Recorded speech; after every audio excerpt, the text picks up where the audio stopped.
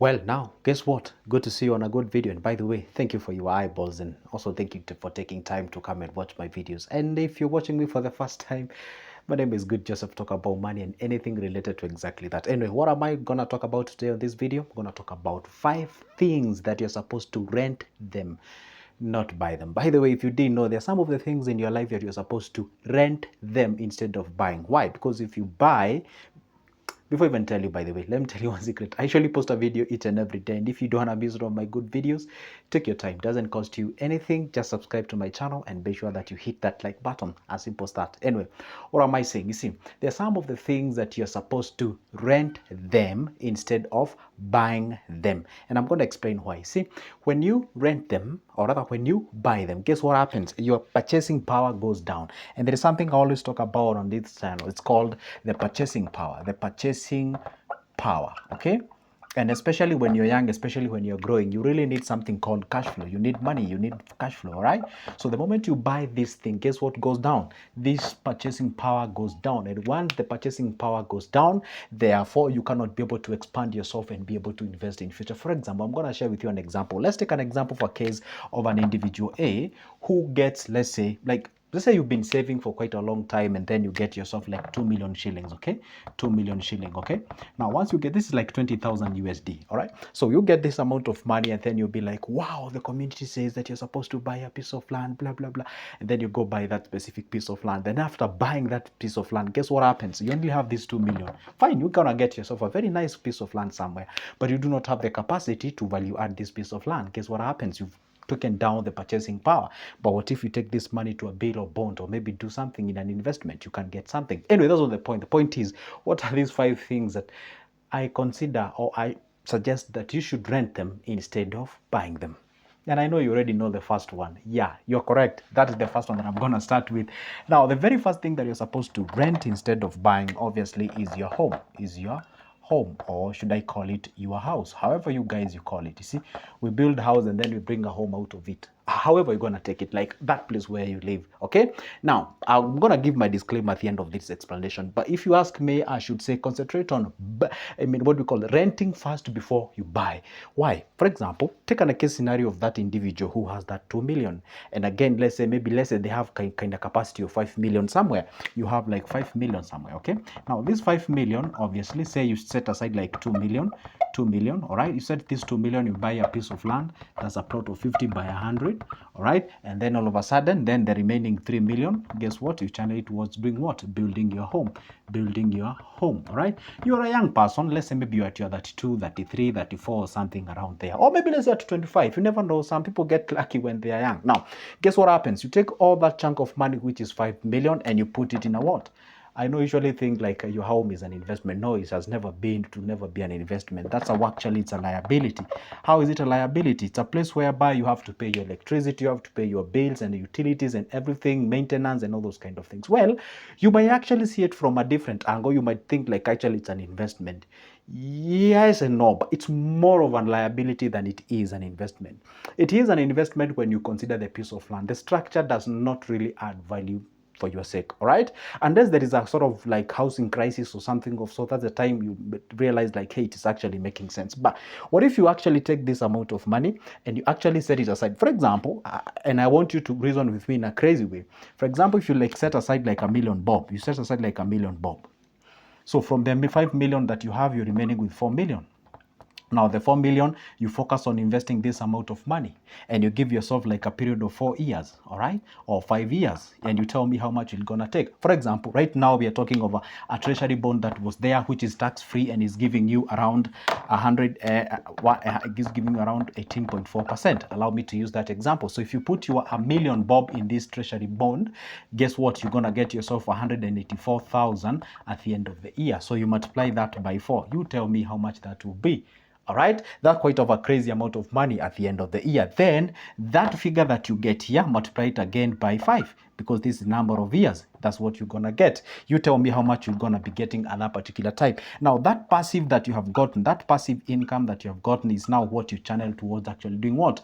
Buying your own home, or building your own home, or owning your own home. Instead of taking this amount of money, you put it in a fixed account, or maybe you buy that asset, like quote unquote asset like your home, and then you think that you've invested, but you have not invested. So if you ask me, I would say go ahead and rent instead of actually buying a home.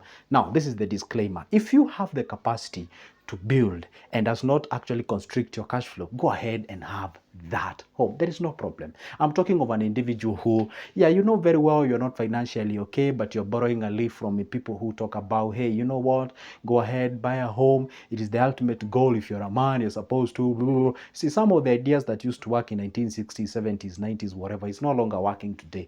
We are on a different era of life. All right, that's it. Put your comment on the comment section. Tell me what you think. Obviously, this is an up discussion. This is an open discussion whereby you present whatever you think it's okay on this comment section. We go to the point number 2. The other thing that you're supposed to do is something called expensive and event clothing. There is something called expensive and event clothing.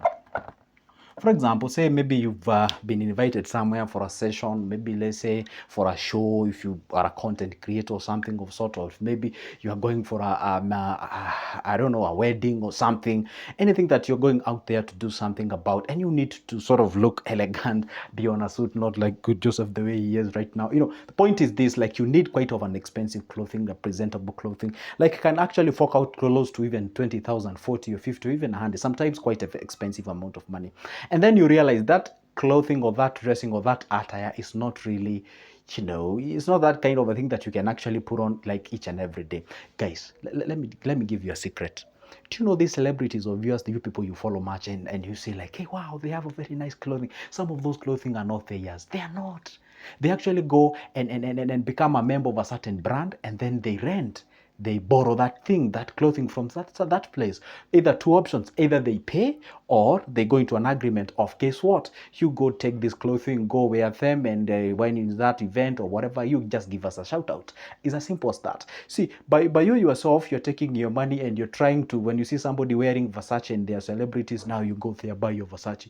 You see them wearing the Gucci, you run away, you run towards that place and buy yourself a Gucci, and you're barely standing. You do not even have what you call the enough strong financial muscles. What you're supposed to understand, those elegant, you see, the decent and okay clothing, those ones you can buy, that is no problem. But that clothing that you really need to, by the way, have you ever been in a situation whereby you feel like, hey, there is a certain shoe that you love it, so you kind of save for quite a long time, maybe you part ways with like 10 G's, you go buy that shoe and you get it. After wearing it like 2, 3, 4, 5 times, you feel like, damn, I'm okay, like I'm done. You get what I'm saying? You feel like, can I like take it back and maybe like get my money or something, or so, because you're done with it. So at that particular point, I would say then if you realize something is quite expensive, go rent it, go for that event, and go borrow that thing, especially if you know you just need to do something for like a few hours or something. Also, then you return it, you get your money back, and you go home. That is exactly what you're supposed to do. All right. So one thing that you're supposed to know, that even these celebrities and these great people, that is exactly, because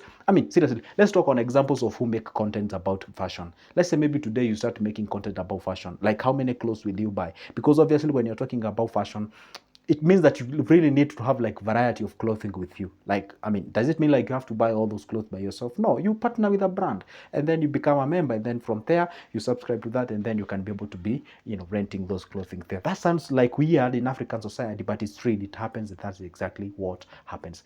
Anyway, if you've been living under the rock, it's actually a real thing and it's happening out there. All right. Now, number 3.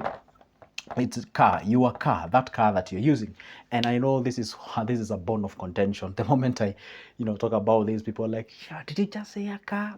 Yeah, I understand. Okay, personally, I love cars. I'm a car enthusiast or something of sort. And I know as a man, I don't think I've ever met a man who doesn't love cars, okay? There's nothing wrong with that. But what I'm saying is, first of all, even before explaining my point, if you do have the capacity, those are the disclaimers. If you have the capacity to buy the cars and does not affect your financial flow, then go ahead. But do not justify yourself on the basis of, hey, I'm just going to buy a car because, hey, after all, I'm employed. Never bank on employment. That is not a real thing that you're supposed to bank on it. What you're supposed to do is bank on your investments. And also, see, when you say investments are like sort of quote unquote savings that are secured for the sake of your future. All right. So the point is this: make sure that lot all the time. Whenever you want to buy a car, ask yourself, do I really like need it? Okay, fine. What am I salvaging? Okay, what am I saving? What's the reason why am I getting this car? Is it because I just want to take it? I mean, I want to buy it to take me from one place to the other and something of sort. You know, you get all those kind of things. You know, you have to do all the mathematics. So if you know like you want to have to go for an event or something of sort, then hey, go ahead and borrow that car. You don't have to buy it. You don't have to part with like 2 or 3 or 4 million buying that car. You can just take that amount of money and invest it somewhere, and then in future when you're getting enough cash flow, when the moment you have an asset that is actually generating you a cash flow, whether it's a soft or hard asset, then that's the time now you channel that money towards what? Towards buying that car. That is exactly what you do. And by the way, point number 5 or point number 4 can actually consider sort of kind of marry with this one. Now the fourth point is that there's something called recreational vehicles. You have ever heard of something called recreational? Recreational vehicles, yeah? Recreational vehicles, depends on how you pronounce the name. So these two things actually goes hand in hand. There's some people who love road trips. For example, I'm crazy about road trips. If you dare me, tell me tomorrow that we are going for a road trip, damn, I cannot even sleep actually. That's like my alcohol. I just love my camera is showing road trips. I love road trips and I love being out there and having fun and all those kind of things. Okay, so it is good to understand yourself. So if you know, like for my case, I love these things, and you can just imagine, I can even dare go buy that car. But anyway, if maybe you're not in a position to buy that car, how about you just go ahead and rent that car? And I always ask people, for example, maybe say when you're sick, do you go like buy an entire hospital, or do you actually like buy a hospital for the sake of you? No, you don't do that. You just go rent that bed, and then you're there, you get treated, you go back home. Then the same case apply. There's some of the things, for example, say you want to take your kids to school, you don't buy the entire school for the sake of kids. You actually pay the school fees, and it's sort of quote unquote, it's like you're borrowing, it's like you're buying, it's like you do not, you have not actually, and sort of taken the whole thing and put it on top of your shoulders. No, what you've done is actually you are subscribe to that specific thing that actually makes you do other things out there. So the same case, your car, the recreational vehicles and such kind of things. And I'm going to add a discount for you. The last one, that is now like number 6. The number 5 now is something called baby gear. There's something called baby gear and something called equipment of the babies. Okay, and for those who have kids can relate to this. Have you ever had some baby and the baby loves some toys and some things, or maybe some clothing, quite expensive clothing, and after them playing with those toys, they leave toys. After some few 2 or 3 weeks, they get bored with the toys, and maybe those toys were quite expensive. Or maybe some clothing, after some, maybe let's say a month or 2, the cloth is no longer fitting that kid. You just pack it somewhere. Maybe you do not have any plans of getting a baby like immediately. So what you turn to giving those clothing, which is okay, amazing and good. But if you can have an alternative of guessing what, if you can have a place whereby you can rent those things and actually using for your baby, and also so that at least, for example, see, kids have this tendency of crying for toys, like this toy, the other toy, the other toy.